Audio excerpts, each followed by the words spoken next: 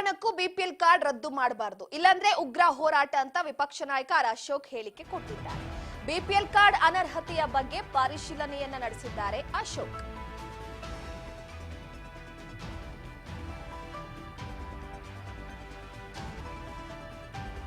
BPL card ರದ್ದತಿಯ ವಿಚಾರಕ್ಕೆ ಸಂಬಂಧಪಟ್ಟಂತೆ BJP ನಾಯಕರು ಕೂಡ ಫುಲ್ ಅಲರ್ಟ್ ಆಗಿದ್ದಾರೆ.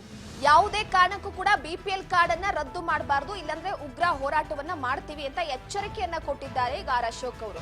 ಬೆಂಗಳೂರಿನ ಜಯಮಾರುತಿ ನಗರದಲ್ಲಿ ಕಾರ್ಡ್ ಪರಿಶೀಲನೆ ನಡೆಸಿರುವಂತದ್ದು. ಇಂತಹ ಸಂದರ್ಭದಲ್ಲಿ ಬಿಪಿಎಲ್ ಕಾರ್ಡ್ ಅನರ್ಹತೆಯ ಬಗ್ಗೆ ಪರಿಶೀಲನೆಯನ್ನ ನಡೆಸಿ ಯಾವುದೇ ಕಾರಣಕ್ಕೂ ಕೂಡ ಬಿಪಿಎಲ್ ಕಾರ್ಡ್ ರದ್ದು ಮಾಡಬಾರದು ಅನ್ನುವಂತಹ ವಿಚಾರವನ್ನ ಹೇಳಿಕೆ ಕೊಟ್ಟಿದ್ದಾರೆ. ವೃಷಭಾವತಿ ನಗರದಲ್ಲಿ ಕೆಲವರ ಬಿಪಿಎಲ್ ಕಾರ್ಡ್ ರದ್ದು ಮಾಡಲಾಗಿದೆ.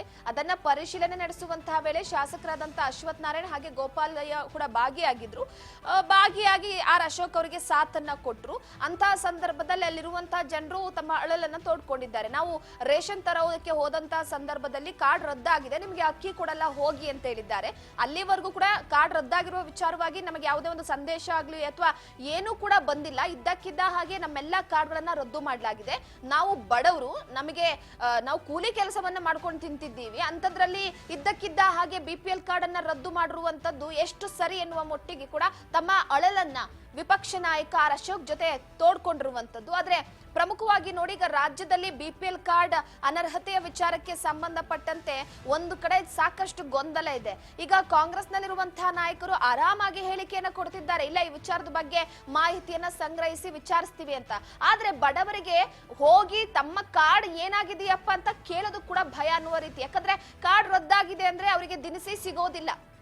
ಈ ವಿಚಾರದಲ್ಲಿ ಬಿಪಿಎಲ್ ಕಾರ್ಡ್ ರದ್ದನ್ನ ಯಾವುದೇ ಕಾರಣಕ್ಕೂ ಮಾಡಬಾರದು, ಇಲ್ಲಾಂದ್ರೆ ನಾವು ಉಗ್ರ ಹೋರಾಟವನ್ನ ಮಾಡ್ತೀವಿ ಅಂತ ಎಚ್ಚರಿಕೆ ಕೊಟ್ಟಿದ್ದಾರೆ. ಸೊ ಬನ್ನಿ, ಆರ್ ಅಶೋಕ್ ಅವ್ರು ಮಾತನಾಡಿದ್ದಾರೆ, ಏನ್ ಹೇಳಿದ್ದಾರೆ ಕೇಳ್ತಾ ಹೋಗೋಣ. ಬೇರೆ ಎಲ್ಲೂ ದಾರಿ ಇಲ್ಲ ನಿಮ್ಗೆ. ಆ ನರಕಕ್ಕೆ ನಿಮ್ಮನ್ನ ದೇವರು ಕಳಿಸ್ತಾರೆ. ಅನ್ನ ಕಿತ್ತಿದ್ದು ಬಡವರು, ಸರ್ಕಾರಿ ನೌಕರರಿಂದ ಕಿತ್ತಾಕಿ. ದಾಖಲೆ ಇರಲ್ವ ನಿಮ್ಮ ಹತ್ರ? ಸರ್ಕಾರಿ ನೌಕರು ಯಾರಿದ್ದಾರೆ ಕಿತ್ತಾಕಿ, ಯಾರು ಬೇಡ ಅಂದ್ರು. ನಾನು ಇನ್ನೊಂದು ಮಾತು ಕೇಳ್ತೀನಿ. ಸಿದ್ದರಾಮಯ್ಯ ಹೇಳಿದ್ದಾರೆ 25% ಜಾಸ್ತಿ ಇದ್ದೀರಾ, 30-40 ಲಕ್ಷ ರೇಷನ್ ಕಾರ್ಡ್ ಬೋಗಸ್ಸು ಅಂತ ಹೇಳಿದ್ರ. ಏನ್ ಮಣ್ತಿಂತ ಇದ್ದೀರಾ ಕೊಡುವಾಗ? 50 ವರ್ಷ ನೀವು ಆಡಳಿತ ಮಾಡಿದ್ರಲ್ಲ, 50 ವರ್ಷ ಈ ರಾಜ್ಯವನ್ನ ಆಡಳಿತ ಮಾಡಿದವ್ರು ನೀವು, ಬೋಗಸ್ ಕಾರ್ಡ್ ಕೊಟ್ಟಿರೋರು ನೀವು.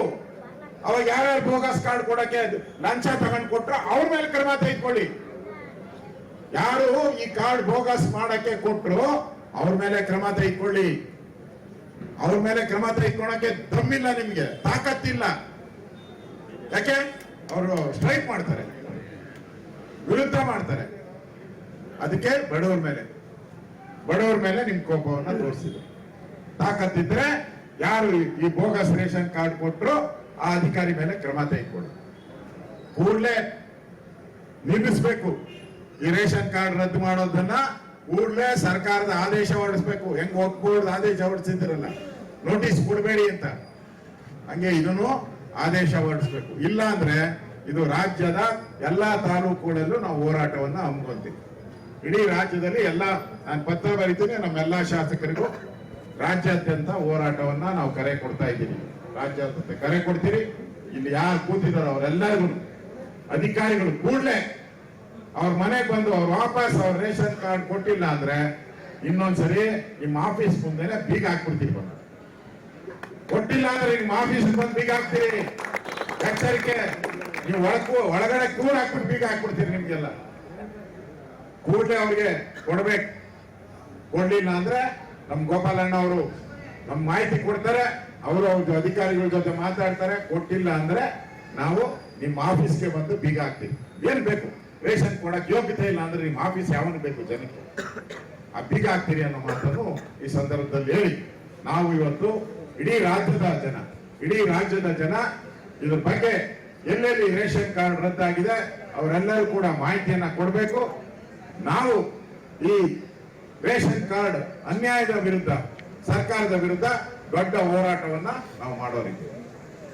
ಎಲ್ಲರೂ ಜೊತೆ ನಮ್ ಜೊತೆ ಕೈ ಜೋಡಿಸ್ಬೇಕು ಅನ್ನೋ ಮಾತನ್ನ ಈ ಸಂದರ್ಭದಲ್ಲಿ ಹೇಳಿ, ಇಂಥ ಒಂದು ಅನ್ನ ಕಿತ್ತಂತ ಸರ್ಕಾರ ಇದು ಪಾಪಿಗಳ ಸರ್ಕಾರ, ಇದನ್ನ ತೊಲಗೋವರೆಗೂ ನಾವು ಬಿಡಲ್ಲ ಅನ್ನೋ ಮಾತನ್ನ ಹೇಳ್ತೀರಿ. ಬೇರೆ ಎಲ್ಲೂ ದಾರಿ ಇಲ್ಲ ನಿಮ್ಗೆ. ಆ ನರಕಕ್ಕೆ ನಿಮ್ಮನ್ನ ದೇವರು ಕಳಿಸ್ತಾರೆ. ಅನ್ನ ಕಿತ್ತಿದ್ದು